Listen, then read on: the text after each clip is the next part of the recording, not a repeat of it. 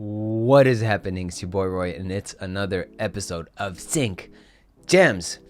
Pow, pow, pow. Today we have Michael Elsner.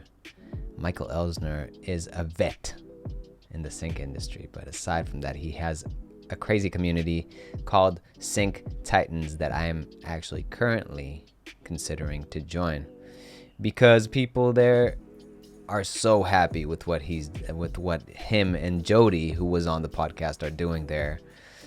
And it makes me wonder. What these guys are doing, because they're doing it right. Michael Elsner, anyhow, has been a guitar player forever. He wanted to go start touring, but his path took him towards sync and production music. He will tell his own story, but in the end, he actually got to tour, but he balanced it with sync and with production, and he is just such a cool human because he seems very open to the opportunities that come to him, which is what I am currently working on in myself, just opening up to the opportunities that are coming to me. Seems like he's a master of that. I loved having him on because it's always really fun to learn from this type of humans.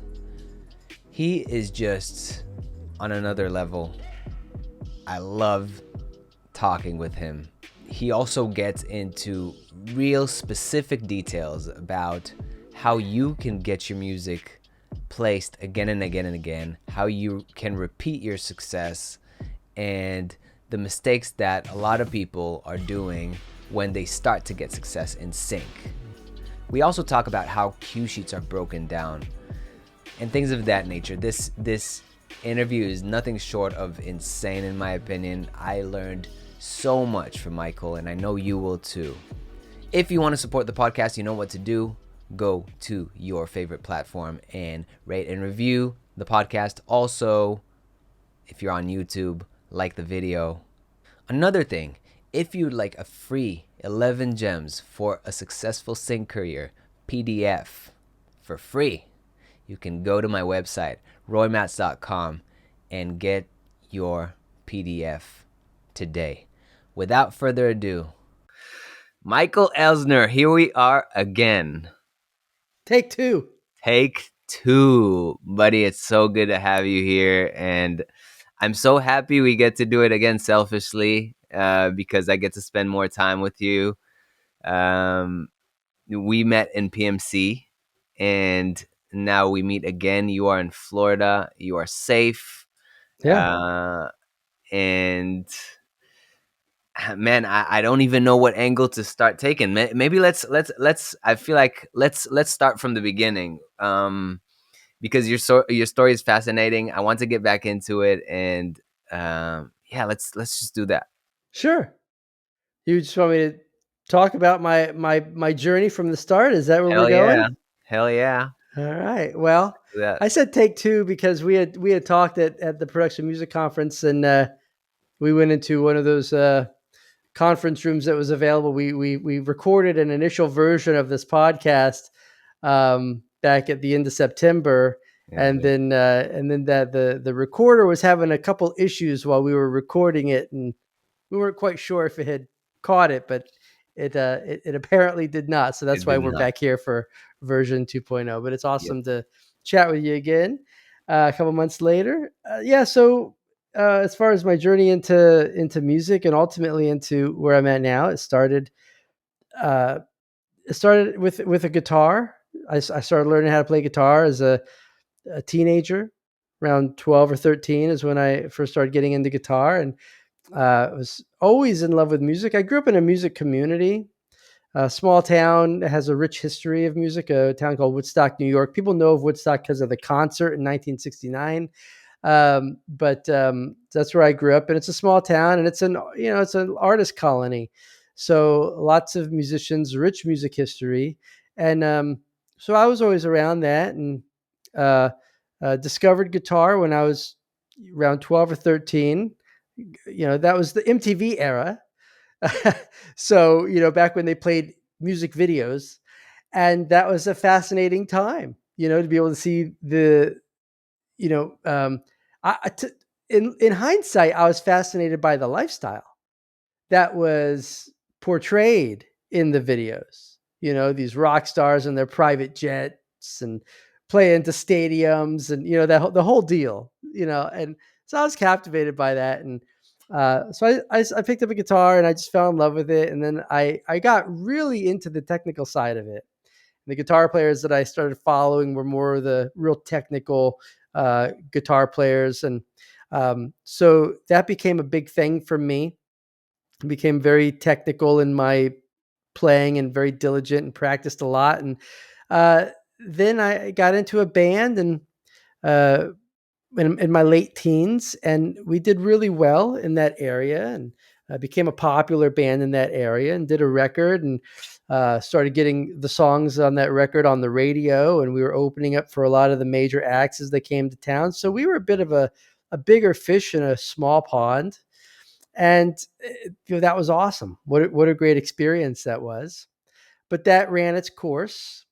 However, along the way, while I was in that band, of course, also growing up in that town, which had a lot of recording studios, I was just fascinated by the recording process. So when we did our first record, while the other guys were out hanging out in the hammocks and stuff like that outside, I was sitting next to the engineer, uh, watching him essentially, produce the record. I was fascinated by that process. So when that band came to an end, I moved down to Florida and I enrolled in a music production school. And I went there for 13 months. And the day after I graduated, I moved up to Nashville. And I moved to Nashville as a guitar player with the intent to tour with various artists and get out on the road and whatnot. But that's not the course that it's not the path that opened up for me. What the path that opened up for me was being in the studio. And so I moved to town on November 7th, 1998, the town being Nashville.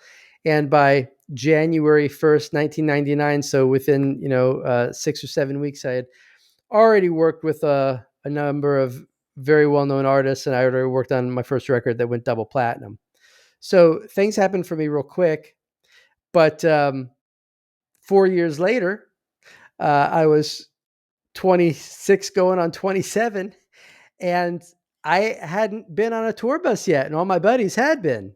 And I was spending my entire, time in studios, uh, producing or writing or playing and mixing, and I didn't want to do that anymore. So uh, I moved out to Los Angeles. And what I learned in my first 4.5 years in Nashville was I learned that I had branded myself incorrectly for that town. I thought being diverse and diversified in my skill set would open up doors, but it didn't. In fact, it pigeonholed me. And so I was like, okay, I'm going to go out to LA and I'm going to rebrand. And that's what I did. I went out to LA and I completely rebranded myself as a dumb guitar player with no producing skills, no skills whatsoever other than playing guitar, because I didn't want to get caught up doing other things. Like in Nashville, where I spent a lot of time like engineering and mixing and all that other stuff, which was not anything I wanted to do. So I moved out to LA and I pulled into town on Friday, June 13th. And by, I think it was August 1st, I was already playing guitar on a daytime soap opera, which was awesome. But then the opportunity opened up with that composer. One day his engineer wasn't able to make it and he was struggling in his Pro Tools system. And this is 2003. Not a lot of people had really adopted Pro Tools yet, but I was very, I had a Pro Tools rig already, so I was very skilled at it. And I just was like, hey, what are you trying to do? And he's like, oh, I'm trying to move these MIDI files over. And I was like, oh, you got to be in whatever mode you have to be in. Block mode is what they call it in Pro Tools. And uh, I did that for him. And basically what happened was when I wasn't playing guitar for him and his engineer couldn't show up, I showed up and I engineered for him. And that opened up a lot of doors for me. And then quickly it led to another show, and that led to another film. And by that end of the year, I'd already played on my first major film soundtrack. And then that led to playing on a TV show, which was very popular at the time, called Cold Case. And when I was playing on that, I met an individual called a music supervisor. And so in my conversations with her, I learned what she did. This is 2003 going into 2004. And so she was explaining to me what she did. I just said to her casually, I said, "Could I bring a CD to you?" And she said, "Yes." And so the next day, or whenever I saw her next, a day or two later, whenever it was, I brought her a CD of 9 songs. And I think 3 or 4 weeks later, at the most 4 weeks later, she called me and licensed a song from that little CD that I gave her of just songs that I had produced. It wasn't a record of any kind. It was just, these are just various songs I'd written and produced. Because I had that skill set, my productions were at a pro level. And so she called me and she says, "Hey, we want to license your song for this particular episode." And I was like, "That's fine." And then she sent over the contract and it had the amount of money they were going to pay me. And I'd never made that much money in my life. And so, I mean, it was absolutely mind blowing to me. Mm. And I was also blown away at how easy it was. And so it was a vocal song that they used in it was like 2 minutes and 23 seconds of a bar scene as background music. And it's a song I was very proud of. And, a couple weeks later, I saw her out at an event and I said hello to her, and she was talking to another music supervisor. And she said, this is Michael. I just used one of his songs in an episode, and you guys should talk." And I got that person's card and reached out to her a couple of days later and sent her a CD. And, within another month or two, I had another placement. Wow. And the funny thing is that this is now getting into 2004. It's amazing to me how easy it was. And I was like, man, I got turned down by every publisher because I was shopping my songs to publishers when I was living in Nashville, and publishers in Nashville and New York City. And I was getting turned down by them because they really weren't ideal for the pop market at that time. But my songs just started getting picked up on these shows. And, I was still pursuing my guitar career, and that was flourishing. I was started getting a lot of work playing on various shows and films with other composers and whatnot. Um, but the licensing stuff just took off. And by 2000, and I think around 2007, I'd had a couple hundred placements. And I was kind of getting frustrated that I was writing these songs, but I was producing them, but I was bringing in vocalists. And the songs, even though they were my songs, I wasn't the artist. I was still the acting producer, so to speak. So I would credit it as like this particular vocalist was the artist behind the song. And this just wasn't me really fully understanding the business yet, and I was doing what I thought was right.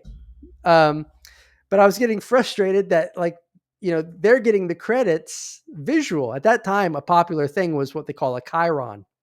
And a chyron would be that little piece of text that came up in the bottom corner of the screen that would say, "You're listening to song XYZ by artist, John Doe," right? And they would show up with the singer's name. And I'm like, that's not the way it is. That's my song. I just hired them to come in and sing it.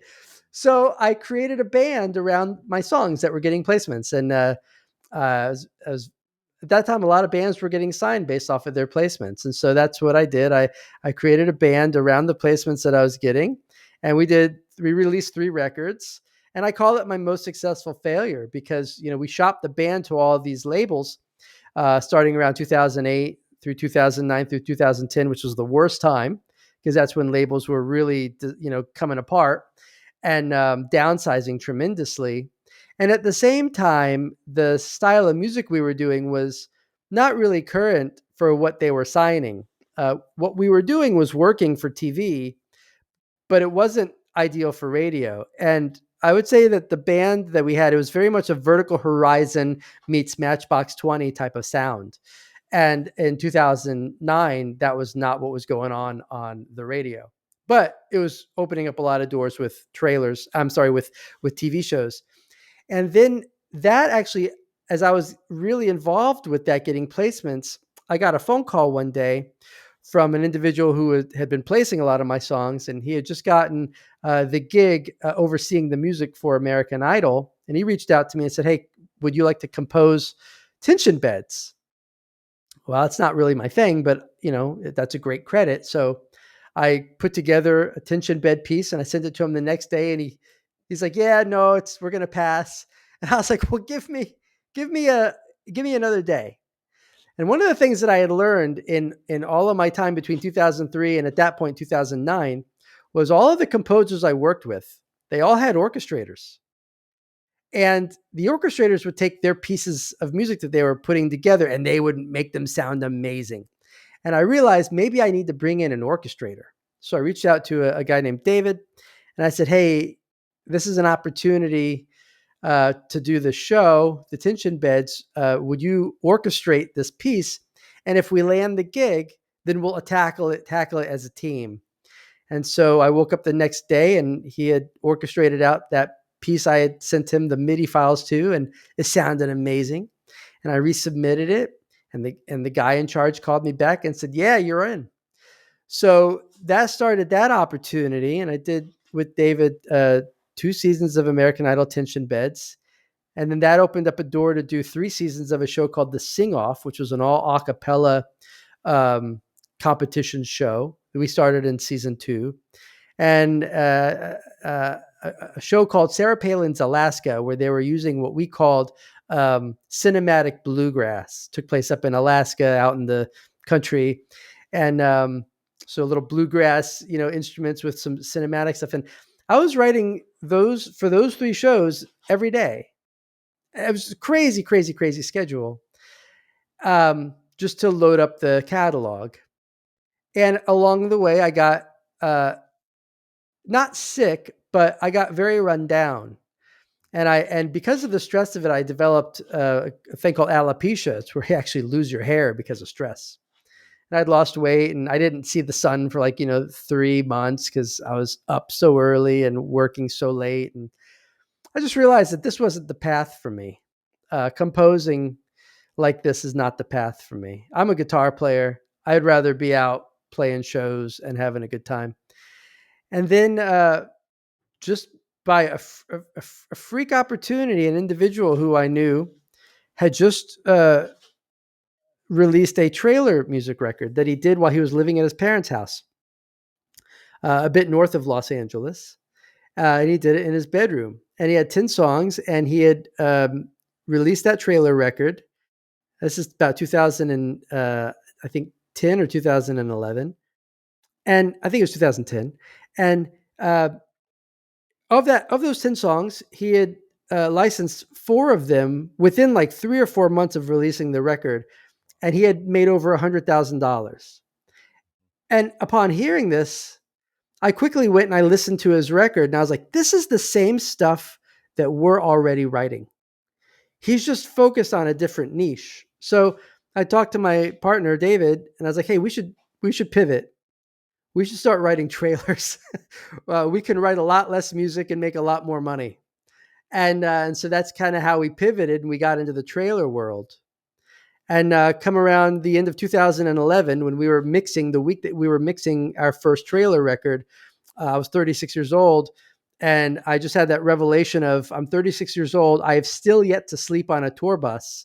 Yet all of my friends have been touring for years. And I've been in the studio for the last, 10 plus years. That's got to change. So in a very short amount of time, I packed up my stuff and I moved back to Nashville, because who's going to hire an old guitar player? Country musicians will. They'll hire old farts left and right. So I I went back to Nashville, a place I thought I would never live in again, and I pulled into town, and within 2 months or so, I landed a gig with a country artist. And I think we left town the beginning of 2012, and I literally was out on the road almost every week until the end of 2019. And along the way, I ended up picking up a gig with an artist who did very well in China. So we went to China, I think 13 times between 2015 and 2019. Big tours too, like at a month at a time, playing for tens of thousands and a couple times like 100,000 or more folks. And along the way, what was great about that uh, those what was that, about 9 years or so? I guess that's about 7 years. Those 7 years was uh, I was always back home on Sunday. I always had Monday, Tuesday, and Wednesday to focus on sync because that's where my real income was coming from. And then either Wednesday night or Thursday night, there'd be bus call. Go meet the bus, load up, and leave town, and go play fake rock star for 2 or 3 shows a week behind an artist. And that was a great balance for me because it got to fulfill both elements of the touring and live performance, which I love. That's number one for me, and the creative side, which is building the actual long-term revenue. Because when you're playing for an artist, you don't make hardly any money. But what was really interesting is during those years, the licensing, my licensing stuff just like took off at a whole new level. And I think it took off at a whole new level for me because at that point I was fulfilled both creatively and personally. So I was able to really give a lot of my energy to building my catalog and really working the catalog during those years. And of course, by that time, I'd been in the game long enough that I started really making a lot of contacts and solidifying where my focus was going to be when it came to licensing. And initially, where it was heavy on just regular TV shows and TV placements, in the last 10 years, it got really heavy into ads and trailers. By ads, I mean commercials. And yeah, and then COVID hit, and what was amazing is when COVID hit, um, I wasn't affected at all because TV shows from the past were still being played. I was getting royalties still from the previous couple of years. Commercials were still being created. But what was mostly fascinating about that was a lot of the musicians who had the gigs that I dreamed of having, who are friends of mine, who had those gigs for a long time. Uh, they all started reaching out to me in the 2020 and 2021. I just got to start learning how to do what you do, because their gigs were over. The artists weren't touring anymore. They had no other income coming in. They weren't on a retainer. They weren't getting a yearly salary. So for a lot of them, if it weren't for the fact that they were married and their spouse was still working in their regular job, uh, they would have been up a creek. But I remember when a lot of them were reaching out to me going like, I just got to get in. I just got to start getting into licensing. I'm like, yeah, you needed to get into it 5 years ago. Because if you get into it today, there is a runway. And if you get into it now, you'll start landing realistically, and you really go in hard.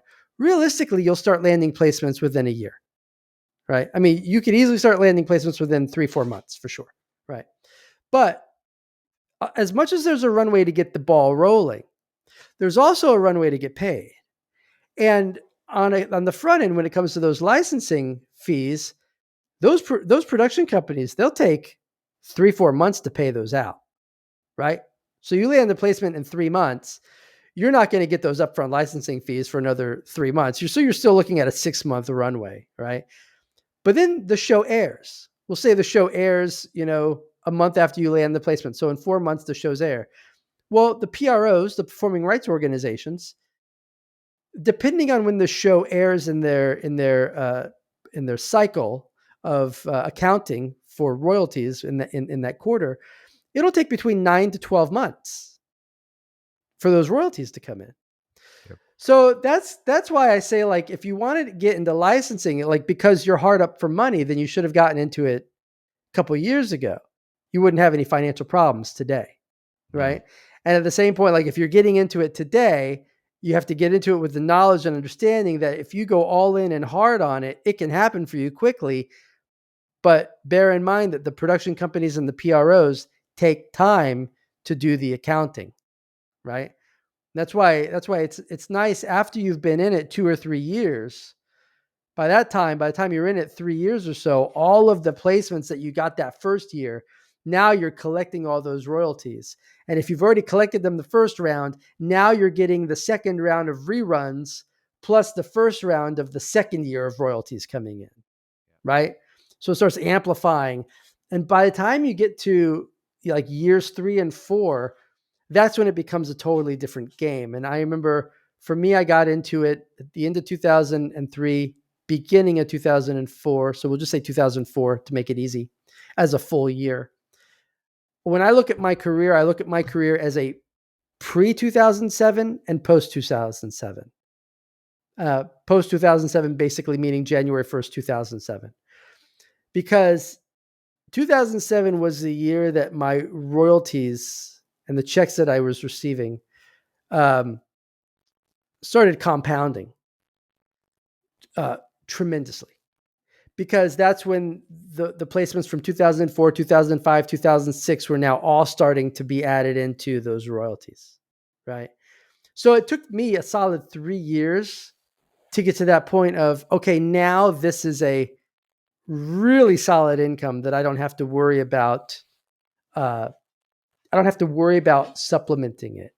Mm, You know, yeah. that's my short story for you. Yeah, there you go. There's a few things came up. Yes, I mean about the 3 year runway, um, and yeah, we talked a little bit before, and I released a few weeks ago. I released a podcast about seeing 150 detections a month for the first time, and it's like, Wow, nice. whoa, Yeah, yeah, that was a huge milestone. yeah. But the interesting thing that you're talking about is that, yeah, like the significant things that I mean I've seen have been things that have been like backlogged for a while. So let's say like BMI in Europe, it takes them time to collect from Europe, and Oh then yeah, after I don't know, like 2-3 years of reruns of your music there again and again and again, bam, you get like a few $1,000s, and it's just like, whoa, it's insane. And that's something I wasn't aware of when I was getting into sync, and that was my only EP out there. So I've literally from one EP, I've made a chunk of money, but yeah. only after 4 years, and I didn't make any music till then, and it was How many just like songs? How many songs are on that EP? four. How many placements would you say you've had total from it? I have no idea. Like I literally, and my BMIs came, and I didn't Yes. even look. It was like $100, $200, like every quarter, which is rare too because it's only 4 tracks. But then I just wouldn't look at it. Oh, But you got to then look at it. yeah. But then like there we go. We'll get into that. But then this French show picked it up, and I don't know if it was in a prime spot or what it was, Yeah. but it just hit a home run, and I was like, Yeah. oh shit, where was I for 3 years? It's funny. I did a video years ago for my community because I also teach online. It's one thing I Sing skipped over in Titans. the We'll get journey, into that. but uh, but I started teaching online in 2018 because in Nashville, every musician wanted to learn licensing, and that's a story in and of itself. But I would have coffee with a lot of people who just wanted to learn licensing, and I finally started teaching it online. But um, you know, in a similar story, there's a track that I did years ago, two chords. It was just something I did with my partner, a G major to a B minor. It was off of a record that we did of production music that all the songs had like a foreign flair, like a Mediterranean flair kind of vibe. You know, like we were all kind of trying to focus on music from other cultures, right? That was our take on cultural music. And there was one piece, and literally it's two chords. It's just B minor to a G, and I'm playing it on a nylon string guitar. My partner's doing some drums with some keyboard and swoosh sound effects and all that stuff just to kind of give it a cool vibe. And then I'm playing like nylon string guitar solo melodies on top of it, so it has its own vibe. Uh, that got picked up by a show in some country I can't think of off the top of my head, and it did over when I stopped tracking it. Meaning, like when I stopped, I did a video on it, and after I did that video, I stopped tracking it because there was no purpose to anymore. But when I shot that video, it had done over $20,000 in revenue, and it's funny because it's like, well, I don't know the show that it's on. I'm not familiar with it. It's in a different language. I don't know it. I don't watch it. I don't know how it was used. But it just goes to show that you don't know what's going to land. like literally a 2-chord song. I wish I could give you an example of a song that I wrote with 1 chord that made that kind of money, but I've never written a song with 1 chord. So I think 2 chords is, hey, this is how easy it is. But at the same point, the quality was there, the vibe was there. I think another element too in the recording process is not overthinking it, not trying to analyze and game the system of, oh, will this little melody work on TV? It doesn't matter. Stop playing that game. Just write music that you want to write, that's authentic to you, and the right ones will land and the other ones won't. And that's just the nature of the beast. You got to write 10 songs, and out of those 10 songs, 4 of them are going to land. Just like when you're making a record, you write 10 songs, 4 of them are going to be singles. You don't know which 4, but you have to have the quantity there, to land those placements. And as you build that catalog, it's not so much about quantity at a certain point. It's really about quality. You can have a 10-song record and have 4 songs land over and over and over and over and over, as long as the quality is there. But you bring up a good point about, you don't know what it was that made that one song generate so much money. And it comes down to a number of factors. It could be like here in America is what I can speak to. Here in America, you have network TV, then you have cable. Now we're in like streaming land and stuff like that, which is a whole other beast.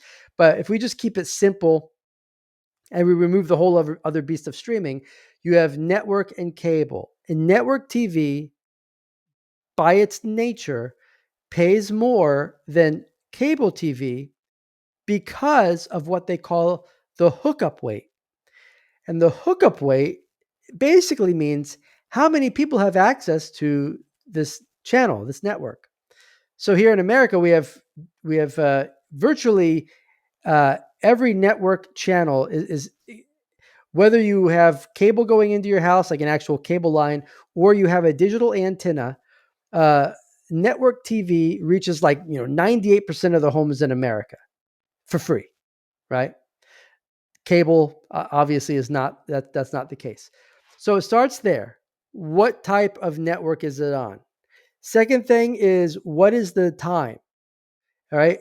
If it plays at prime time, that has the most viewership, that's going to get the highest rating. If it plays on an infomercial at 3:00 in the morning, that has the lowest, viewership, has the lowest rating. And so there are time blocks that the PROs have. And I'm making it up now because I don't remember exactly what they are. But the first time block, that's the lowest rating, could be 12:01 a.m. to 5:59 a.m. and then 6 a.m. to 8:59 a.m. and 9 and so on, right? And it'll eventually go up to the highest rating, which would be prime time of 7 p.m. to 10:59 or 11:59 p.m., somewhere in that range. The other thing too is the duration. How long was the song played for? A song that plays for 3 seconds is going to generate less income than a song that's played for 45 seconds or a minute and 30 seconds. And so what happens is the PROs also have blocks for that.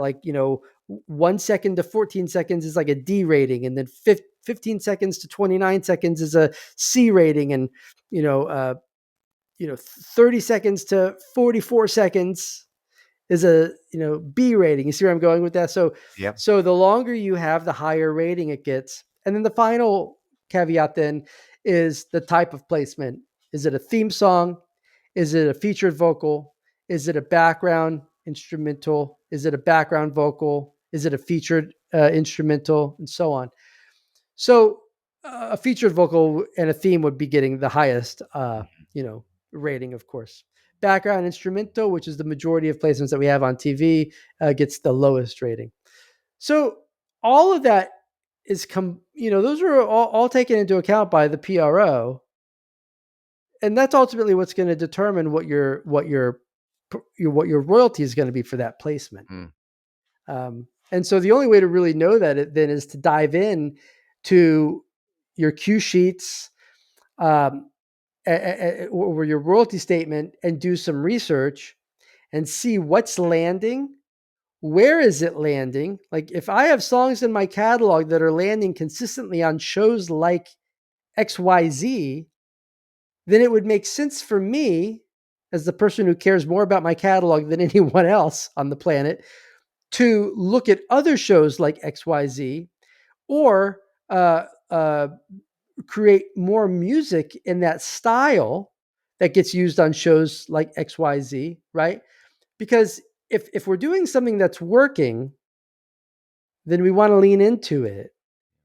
I think a mistake that some people make, and in my experience, having taught independent musicians and, you know, seeing some of them crush it, and then other ones, like, they have a little burst of success and then they're like, I'm struggling to regain that success. Well, what did you do? Well, I did this like really cool Spanish guitar record, and then after that I did a pop record. Well, if the Spanish guitar record is getting a lot of placements for you and having success, in my opinion, maybe should not follow it up with a pop record. Maybe follow it up with another Spanish guitar influenced record with another angle, right? Attack it from a slightly different angle. You're already having success with it. It's already landing. What you're doing is working. Don't screw it up. Mm, yeah, yeah. So it's so funny that you're saying that, because I've stopped doing what I've done in the first EP, and then I hooked up with one of the big three.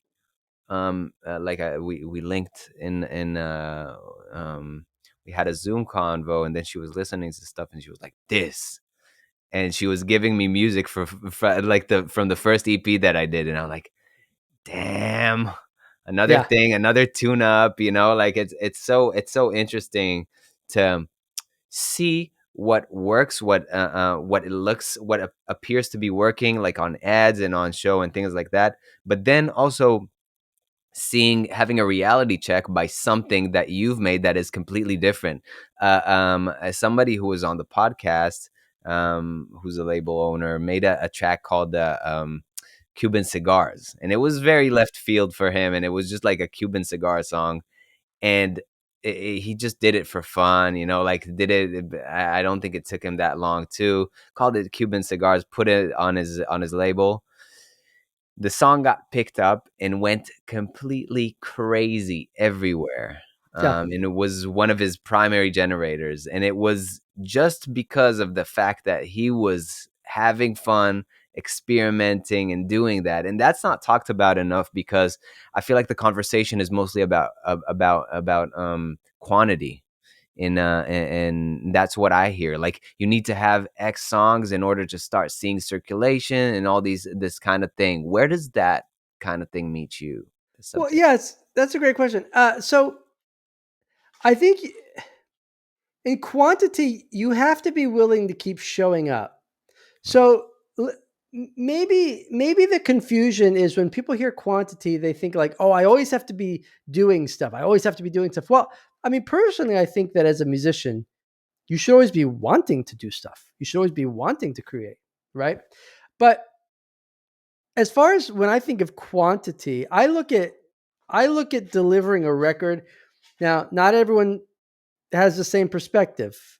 There are people who do EPs, and with an EP, they have a lot of success with 4 or 5 songs. Like you have, there's another individual who I know has a 4-song EP, over 70 placements from it. Um, it could just be because I'm old school. It could just be because I like to create. It could be because I like the concept of albums. I look at an album as being 10 songs minimum. So when I'm looking to release a record or write a record, that I'm going to release into the production music world, I look at it as being a 10-song project automatically. I don't really, doing 4 songs in a particular style to me doesn't appeal to me. I'd rather really look at it as a 10-song record. And it's probably just because I grew up listening to records that were 9, 10, 11, 12 songs anyway. Mm. Um, so there's that element of, and plus at the same point, um, to look at it as a career, you don't know what's going to land. And the more you're writing, the more opportunities you're going to have, for sure. Right.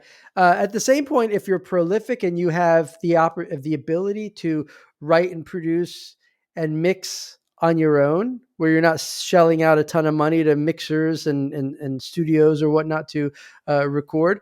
The one element that we all have now, which is a tremendous blessing that we didn't have 20 years ago, is time.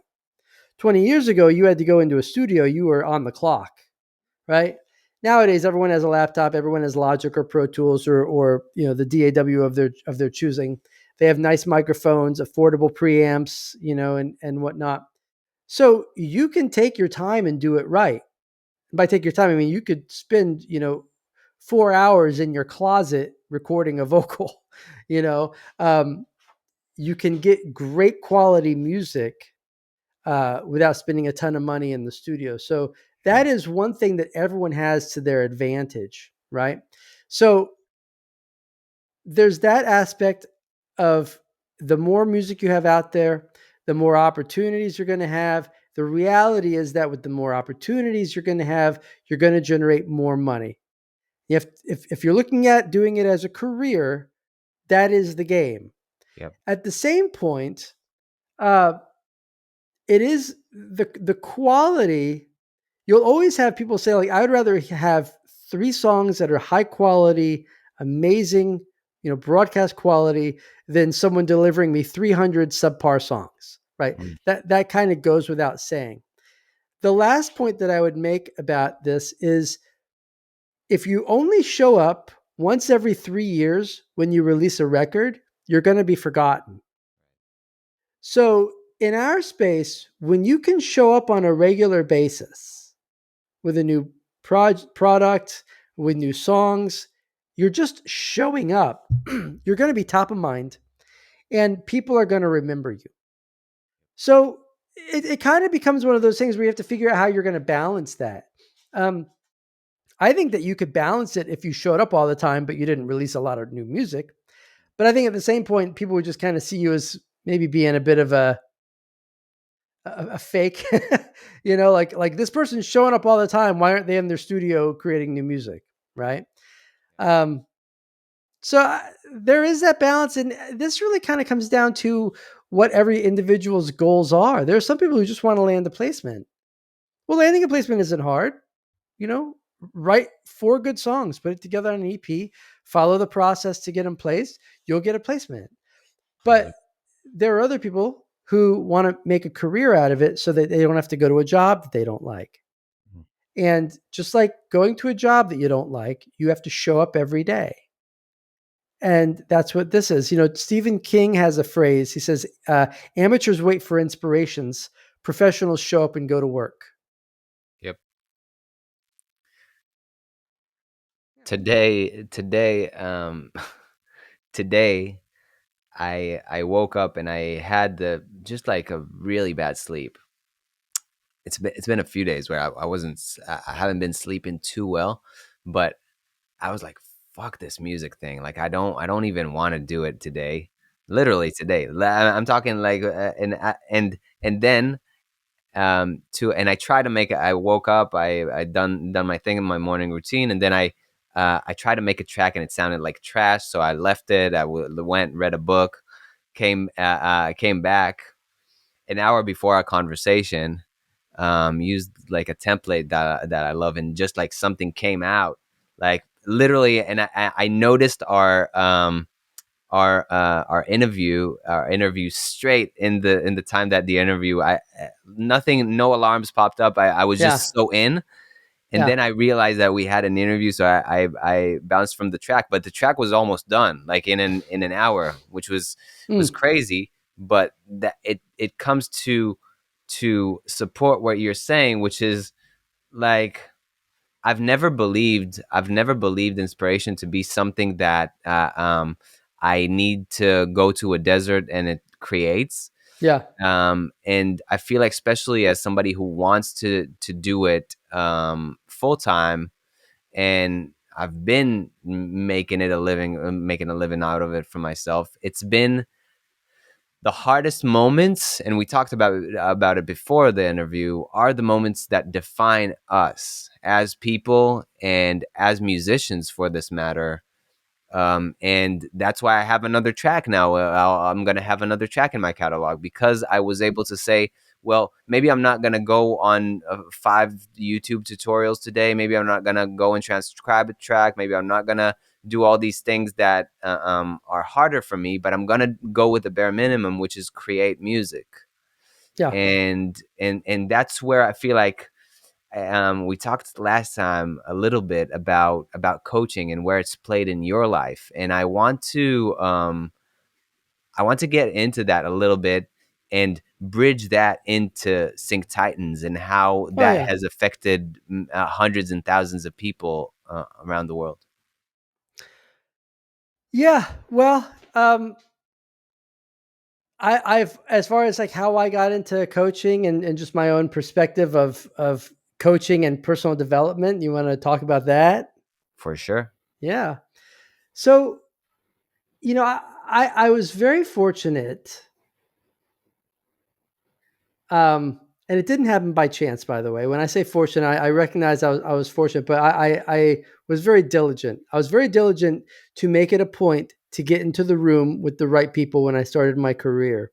When I pulled into Nashville back in '98, I had no desire to go do a lot of people go like, well, I'm just going to get an internship and work at the bottom and work my way up. I hear that all the time. I'm like, yeah, that was never, no, that's not for me. So what I did is I just reached out to people who were working on the records that I owned, the CDs that I owned, and most of them didn't return my calls, or most of them said no, that they already had people that not to bother them. A couple people were very nice, and one in particular allowed me to come out and meet him at a golf course, and I carried his golf bag around, like 9 holes while he was golfing with another guy, and I just hung out. And uh, shortly thereafter, I became his, assistant, and he's a 9-time Grammy-winning mix engineer, and Wow. very well known in the mix engineer space. And people kind of rolled out the red carpet for him, and then because I was his assistant, they rolled out the red carpet for me. But what was really nice was through that was proximity, and by proximity is I got proximity to legends. My first year in Nashville, I worked with people like Michael McDonald and John Anderson, the vocalist from the band Yes, being the progressive rock guitar player that I was, and whatnot. I loved Yes, so that was a huge honor to be able to spend a couple of days working with him, and various other producers and engineers, and a number of people who I was huge fans of, who Yeah. I used to go see on tour, and whose records I owned and whatnot, and people who worked on my favorite records of all time. And one thing in hanging out with a lot of them, not all, but a lot, was um, there was a common theme of personal development. That was when I first heard about this book, Think and Grow Rich. And I remember being like, Think and Grow Rich. Okay, yeah, I'll just go to the bank and say, can I withdraw $100 million? They'll say, no, Mr. Elsner, you only have $87 in your bank account. Well, I think I'm worth 100 million, so I should be worth. That was my mindset at the time. Like, this is bullcrap. Yeah. Um, but but then I started. I was like, there's got to be something here. So I started down that journey myself, and I started reading books, and um, you know, books on tape were popular, books on CD. So I'd get some of those when I had time and whatnot. But it really wasn't until I moved to Los Angeles that it happened for me at a whole other level. And actually, a good friend of mine was a personal coach, and um, uh, her and I would hang out, and then like she would just say things to me that I'd be like, "Oh my gosh, you just changed my life." And I- and and I remember things that I was struggling with. She would just say one thing to me, and it would change everything. And this is like stuff that like my friends couldn't, not fix, but it was next level perspective that my community of musicians did not have. And I realized, wow, there's really something here. She worked with a lot of big actors and well-known people, and she just happened to be a really good friend of mine. And so I would, I guess, get kind of like free personal coaching. And then I went through a phase where I started reading a lot of books. Um, and I just got caught up with this personal development path, especially starting around 2014, 2015. And then, long, weird story short, but a particular author who's written a lot of books I'm a huge fan of, um, I had the opportunity to play on his record in 2017. Now, I actually didn't know that he was the guy whose record I was playing on, but but then it was him, and I was like, this is crazy. And I actually reached out to him after I'd done the record. He gave me his card. He liked what I had done, and he gave me one of his books. And we, went our separate ways. And I had a bus call that night, and we went up to the Northeast. And I remember I read that book on the trip up and back over the next couple of days of doing gigs. And I got back, and I think I called him on a Monday. He lives in New Mexico, and I called him on a Monday, and I was like, "Hey, listen, would you? I would love to see if I need some mentorship. Would you be my mentor?" And he said, "Yeah, let's get together." And so when he came back to Nashville a couple weeks later, we went out and had some lunch, and it turned into like a 4-hour meeting. And the first thing he said to me is, he says, "Michael, you need to do a course on sync." And I was very resistant to it. And over the next 3 months of continually meeting and talking, and I'd call him and we'd have conversations, and he just kept coming back to it until finally I said, "Okay, I'll give it a shot. I'll try this whole coaching thing." I like teaching people, but I knew nothing about online coach. I knew nothing about that space. And in 2018, I went online, and with his help and with his coaching and direction, I created an online program called Master Music Licensing. I called it that because that was what you were going to do. When you complete it, you'll be a master at music licensing. So uh, that's that. And then I released a little book called The 4-Step Plan to Licensing Success. And that's what the whole program was based around. It's my licensing process, a 4-step process. Now it's called the Sync Placement Formula. But at that time, I just called it the 4-Step Plan to Licensing Success. And what was amazing was the response it got. I didn't do any marketing. I didn't do any ads. It just kind of took on a life of its own. I started doing podcasts and interviews, and I would do live presentations at places, and people would call me and ask me to come and do these live presentations and stuff. And it took on a life of its own. And what was amazing was, in a short time, the students I had were having success. I mean, I wasn't surprised by this, but it was amazing for me to experience their success with them. And that became a bit of a drug. I've never done drugs in my life, but that became to me like, this is the coolest thing ever. And I became a bit addicted to it. I mean, I get placements all the time. I get my royalty statements. I don't give a crap. It's my life. It is what it is. There's nothing new, nothing shocking. I get so excited when I get an email from one of our students, and I'll see it, and I'll go upstairs and tell my wife, "You got to read this. This is amazing. Look what's going on with them." And that to me was a big, sometimes you don't know what really interests you until you do it.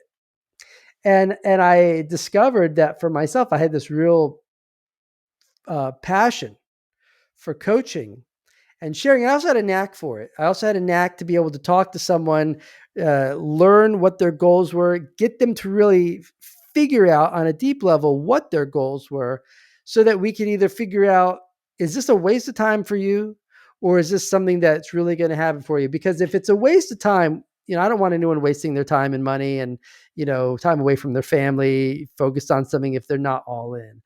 And the thing is with this path, I know what it takes. And of course, I'm always honest with people. This is what it takes. If you're not willing to do this, then music is a good hobby, and you should be happy that music's a good hobby. But if you really want to make it a career, this is what it takes, and you have to be willing to do it. Now, the thing with licensing is that it's not something you dip your toes into. It's not like playing guitar where you're like, "Oh, I just want to learn how to play the basic cowboy chords and I'll be happy." And then the next person's like, "No, I want to learn how to shred over rock solos and blues solos." That's a totally different level of knowledge and skill set that one has to develop, right? Mm. Between those two levels, right? But when it comes to licensing, you either land the placement or you don't. It's either A or B. It's yes or no. Um, and so it's very binary. It's not something you dip your toes into. You either learn how to land placements and have all your deliverables ready to go so that you can land placements, whether it's 1 or 1,000, or you don't, right? And I always jokingly say it's like backing your car out of the garage. There's a process to back your car out of the garage. You either learn the process or there's going to be damage. And your car is either in the garage or it's out of the garage, right? Like you can have it, you can have it parked in the middle, but then the garage door closes, damages it, or you leave the garage door open, raccoons come in, they eat through your drywall, now they're eating your electric, your house burns down, there's some damage. So your car is either in the garage or out of the garage. Now the thing is, once you've learned how to back your car out of the garage, you're free to go wherever you want. And that's the same thing with licensing. And so I realized that I had a knack for teaching it. I think licensing is very simple. And I've also figured out there are 4 steps to it. And I'm a systemic kind of person. So I like systems and processes. I don't want to be thinking too much through the process. I want to know where I'm at. And I've learned that that also works with musicians. Like when you're done with step A, you go to step B, and then step B into C, C to D. And at that point, you start back at A with the next song. And that's the licensing process. That's the sync placement formula. Yeah, and then I ran the business, Master Music Licensing. It grew and grew and grew. And in 2022, you can only talk about backing your car out of the garage so many times before it gets to be a bit much. And I was kind of bored with talking about this. So I knew that come January of 2023, I was going to shut the business down. That was like my 5-year anniversary. And I was just ready for something else. And then one night I was, just sitting outside, and in about 30 seconds, it hit me. I should reach out to Jody Friedman. Now, Jody's someone who I'd known for a while.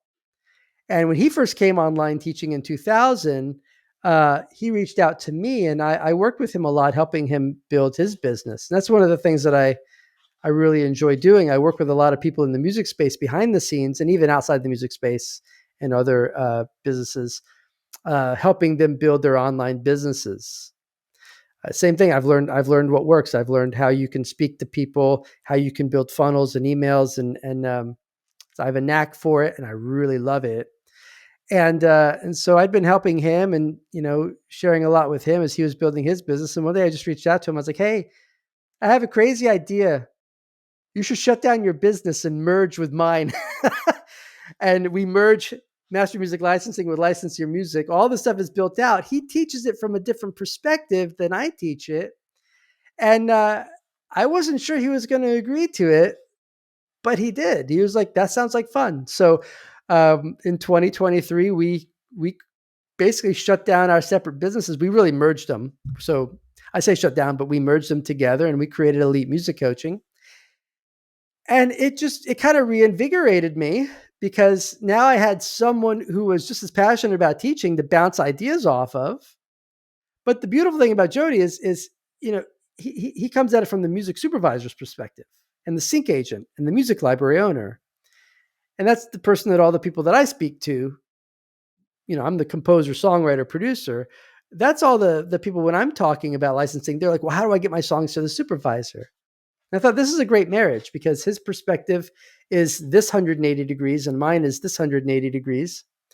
And then as we were just throwing ideas around together, like, how can we serve our community even better? And that's, so we created a course. We merged our programs together. We called it Sync Placement Academy.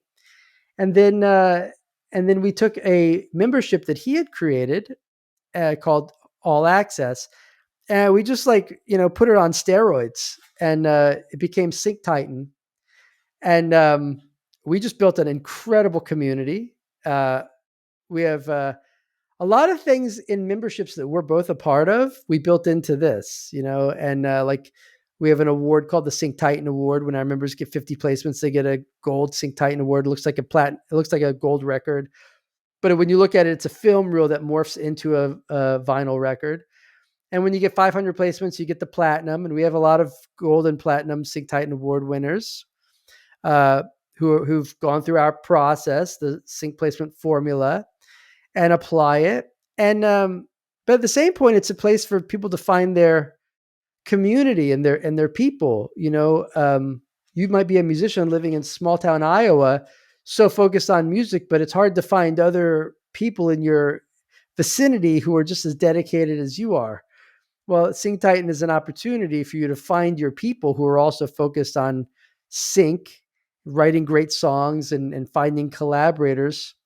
We bring in supervisors and sync agents every month for virtual meetups. Musicians always want to be able to pitch the projects. So Jody, being a supervisor and a sync agent, he gets briefs on an almost daily basis for major projects.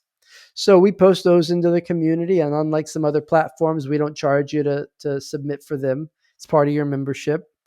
So you can submit to, one a day for, a month, and if you did that with like Taxi, that would cost you a lot of money, but that's all part of your membership. And so we have the coaching, we have training in there, we have community, we have collaborators, we have listening sessions. We just built something that, as we really took a step back from our own journey and thought, man, what would have been perfect for us?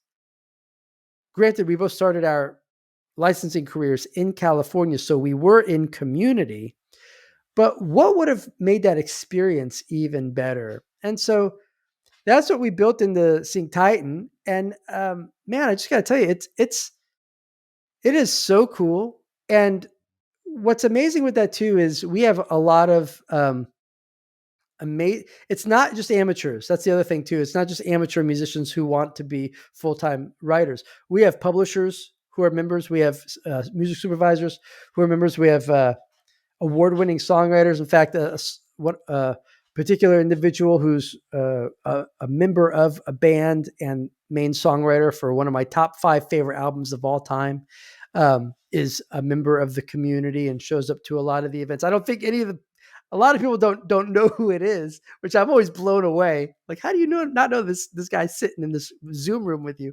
But so unbelievably talented. But yeah, it's just a great community, and it kind of reinvigorated me to, you know, continue talking about sync because it's a different perspective, and I've always been a collaborative person, so I'm a band guy, and that's the thing that I really love about elite music coaching and teaching with Jody is that, uh, while our roles are different, the process is the same. Doesn't matter who's teaching it, right? It's like, doesn't matter if you're a race car driver or a mom going to pick up the kids from school. The process of backing the car out of the garage is exactly the same, right? Whether you drive down the road at 40 miles an hour or you drive on a racetrack at like Right. 180, the Right. process of backing your car out of the garage is exactly Yes. the same. And same thing with licensing. Damn. Yeah. That's amazing. Well, um, I know that a lot of people are getting amazing things from you, and we've also had Jody, as you know, here, and I'm sure a few of us, a few of the people who listen to this are actually interested. How can they come in touch with you and Sync Titans and all that good stuff? So the easiest way in, we did is we took a step back when we created Elite Music Coaching, and we had a lot of discussions with supervisors and sync agents and producers and songwriters and people who are experts in the sync space, whether on the administrative side or on the creative side. And of course, also just looking at our own journeys as well. And we realized that there are really 5 steps that every single person goes through on their sync journey. And we call this the sync success path. The first step, or the first stage, I should say, is what we call awareness. And this is that This literally happens in like 10 to 15 minutes. It's that aha moment of, oh, wait, you mean I, as an independent musician without a record label or major publisher, can get my songs in TV? This sounds amazing. So that's the awareness stage. And we created a book. You can either download it for free on our website, or you can go to Amazon and buy it if you want to have the physical copy. But you could start with just the freebie online, and you can go to elitemusiccoaching.com/get started. And that book covers our 4-step process, right? And you can read through it in about 45 minutes. It gives you a really good overview of what's required to crush it with licensing. Uh, Everyone has that first aha and awareness stage. From there, you move into momentum. And that's when you decide to keep moving forward. Okay, now what are my first steps? How do I gain momentum in this? So that's the second stage. We created a little challenge for that. It's a 5-day challenge called the Sync Ready Challenge. And then it's a huge jump into the third stage, which is awareness. Awareness is when everything happens. This is when you start landing placements on a consistent basis. But this is also where you have to learn the full depth of the business. Everything from how do you create songs that are easily syncable that editors love to have, all the way through to your deliverables that you have to have for your music editors and the re-recording mixers. A lot of people don't ever talk about that, by the way, when they're teaching licensing. They never talk about editors and re-recording mixers. They always talk about supervisors. But supervisors, once they get the song, they hand it off to the editors and re-recording mixers, and they have very specific requirements for deliverables. The primary reason is, well, there's really two. The first one is obviously to mix the song into the scene properly so they can utilize it in its best way possible. But then the second thing is, with music, we're still stuck in stereo. We still mix in stereo.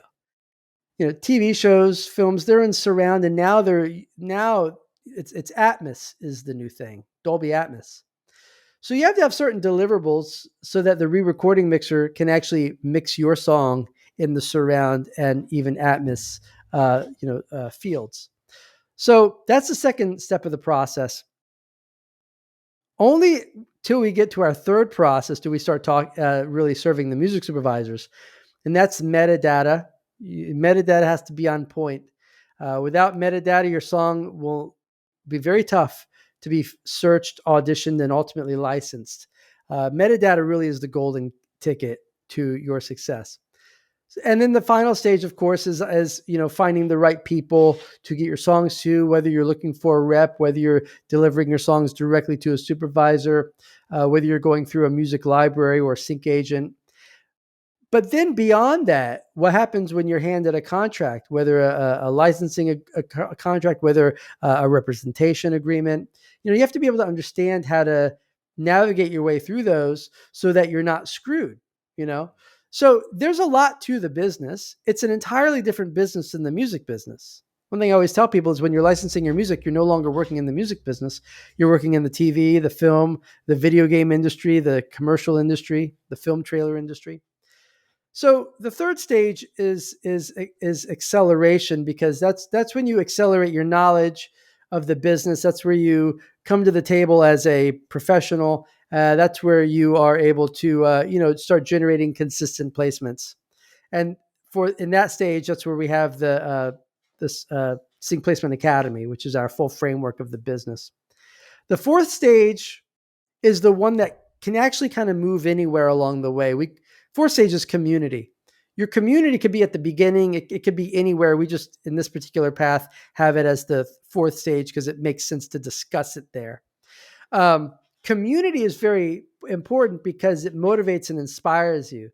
I was in community before I even got to the awareness stage because I was living in California, right? My awareness stage didn't happen until I was having a conversation one day with a supervisor on a show I was working on.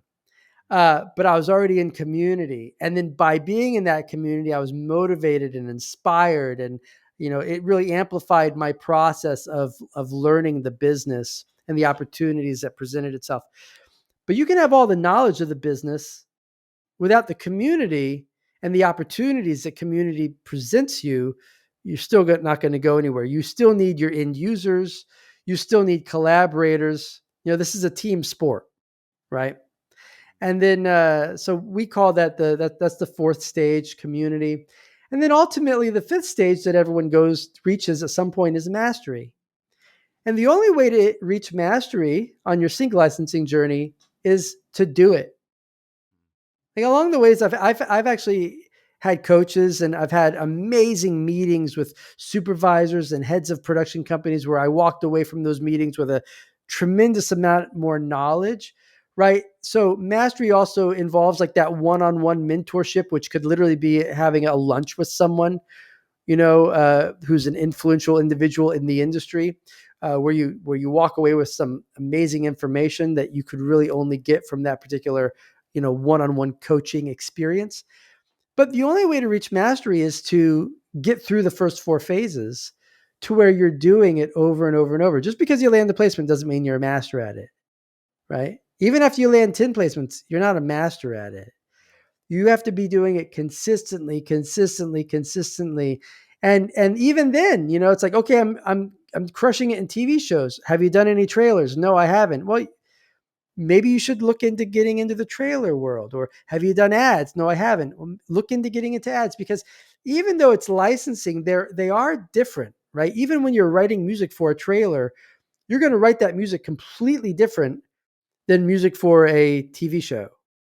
And completely different still for an ad or a commercial, and once you understand what kind of music gets used in ads and the typical trailer layout or arrangement, you'll know within the first 10 or 15 minutes of writing a song and producing a track, you'll know whether this is an ad, whether this is a trailer, or whether this is a regular TV show track. Yeah. Yeah. Amazing, man. Yeah, so we really tried to lay it out to where, we want to meet you wherever you're at on your journey. And people will come to us having taken other sync programs. Well, if you've taken another sync program, I'm not going to tell you to jump into ours, although ours is the most complete. I have all the other sync programs out on the market. I know exactly what's out there, taught by every person. Ours is the most complete, but I'm not going to tell you have to get it. However, I think you'll find that if you were to say, go, okay, I have the education, I have that knowledge, now I need the opportunities. Let me jump into a community like Sync Titan. I think you'll find as you start getting really deep into the connections, you'll find that you are missing information that those other programs did not give you the complete information. And naturally, we see that too. We see people who come into the community, and after a while, they start reaching out. They're like, so and so keeps talking about this, and I keep hearing these supervisors talk about this. I don't know what that is. Well, it's because you took a program that just wasn't complete, Yeah. or was just outdated. That's the other thing too. There's a lot of outdated information out there. So the beautiful thing about a community is it really inspires you, and you can get into a community at any point on your journey. Even if you're just starting and you have that awareness phase, like, oh, I want to get into licensing, you're welcome to jump into Sync Titan. You'll find very quickly, though, that your level of knowledge is not there to pitch accurately to the opportunities that are coming in. And we average about $1 million a month in opportunities. Like, you're literally pitching to trailers, you're pitching to Super Bowl ads, you're pitching to, Grey's Anatomy. And that's another inspirational aspect for our members. And that's why I love it, because no longer do we have to be the talking head saying, well, you should take this because you need to learn this. We don't have to. We're now providing you with all the opportunities, and it will become very clear to you what knowledge you're missing. And once you're like, okay, now I see the revenue that people are making with licensing, I'm all in. Hey, now's the time. Now that you're all in on it, and now that you're motivated, now is the ideal time for you to jump over into the program.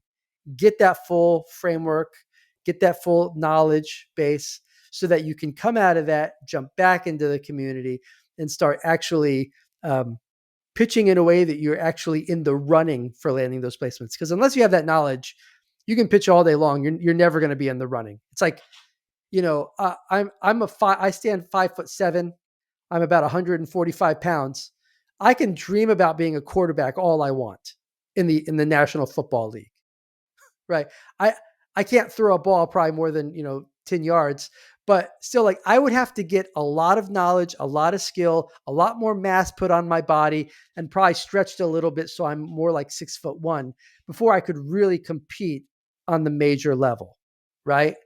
And this is very much the same. You have to have that knowledge base to compete on a professional level, or else it'll, it just won't happen. And that's just the cold hard truth about today's sync industry. Hmm. Yeah, man. I think people are going to take so much out of this, and I hope that a few are going to jump into your community, because yeah, things that you offer are things that I don't even pretend to offer. Like, I offer my own kind of coaching for people to get to where I'm at, and it has been helpful for people. That being said, I feel like have been in a few programs. This fascinates me for sure. So, I just want to say, man, I'm grateful for you. I'm grateful for meeting you again finally, and making this happen. I'm grateful for you being all good and healthy out there in Florida after the storms, Yeah. and yeah, man, thank you so much for coming on. This has been a blast. Awesome, buddy. I hope you got a lot out of it. I hope everyone listening got a lot out of it. And it's been a pleasure. You